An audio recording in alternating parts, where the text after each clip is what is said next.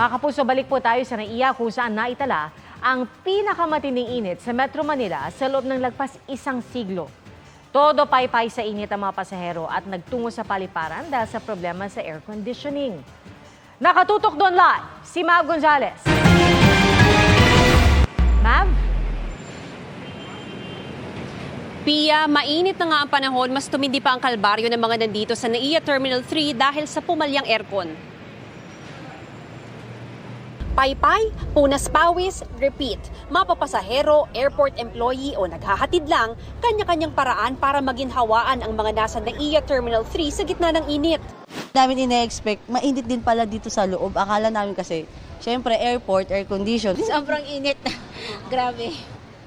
Ito yung area na karaniwang pinagsistayan ng mga naghahatid ng mga pasahero kasi kita mo yung check-in counters. Walang upuan at ngayon wala pang tanghaling tapat pero talagang tatagaktak na yung pawis mo habang naghihintay dahil ito yung area na pinakamainit.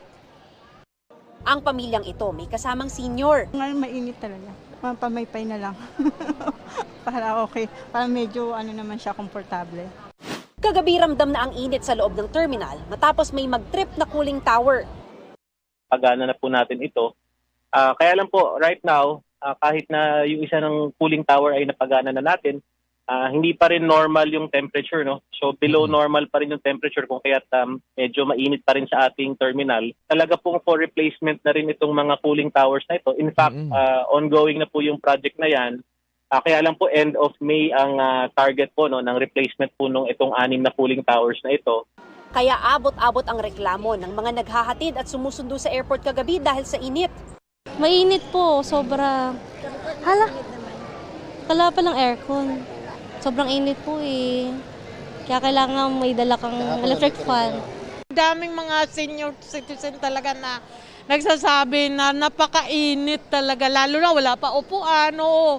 Ang dami talagang mga matatanda naglilikramo nga. Sobrang init talaga. Bandang 1:30 ng madaling araw, naayos na ang cooling towers 2 at 6. Mapapatakbo na raw nito lahat ng chiller sa NAIA 3. Pero imo-monitor pa rin nila ang temperatura sa terminal dahil sa inaasahang mataas na heat index. Pia, sa ngayon ongoing pa ang repair sa isang cooling tower dito sa NAIA Terminal 3 kaya hindi pa rin regular yung malamig na temperatura. Kanina nag-deploy na ng mga Iwata fans at namigay na rin ng bottled water sa mga pasahero.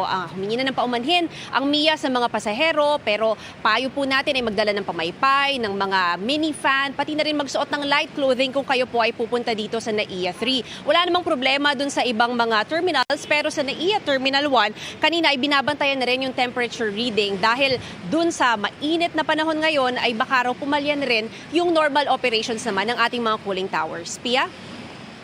Maraming salamat, Mav Gonzalez. Nakachikahan ko recently ang aktres na si Bianca King sa Australia kung saan na siya nakatira ngayon. Ikinuwento niya ang ilang challenges na kanyang hinarap habang bumubuo ng pamilya doon. Narito ang aking chika. Different instances. Accidental kung tawagin ni Bianca King ang kanyang pag-settle down sa Australia. Naabutan siya ng lockdown noong pandemic sa Land Down Under at doon ikinasal at nagkaanak. Masaya man ang kanyang pagbuo ng pamilya, marami din daw siyang hinarap na challenge sa nagdaang taon. Motherhood in the early days of postpartum, so isolating already, and then ilagay mo yung isang babae sa isang foreign country na walang pamilya, walang close friends nearby. It was very tough for me. Sa Sydney ang unang tirahan nila ng mister na si Ralph Wento. Pero nang dumating ang kanilang firstborn na si Sadie at nagmahal ang kanilang upa, napilitan silang lumipat. I came out of the darkness and now I'm trying to live my life again with a baby. I just have to remain grateful that this is the kind of life that she was born into. Ganito yung hangin na nai-inhale niya every single day.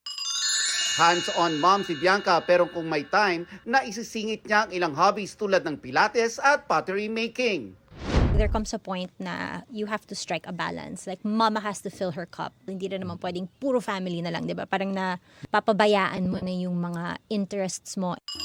Marami raw namimiss si Bianca, lalo't malayo sa Pilipinas at sa buhay niya noon sa showbiz ang kanyang buhay ngayon.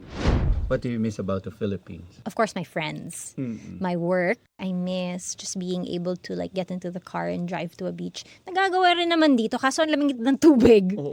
I miss tropical waters. Mga kapuso, maging updated sa showbiz happenings anumang oras. Mag-subscribe sa GMA Integrated News sa YouTube. At para sa mga kapuso abroad, bisitahin ang GMA Pinoy TV at www.gmanews.tv.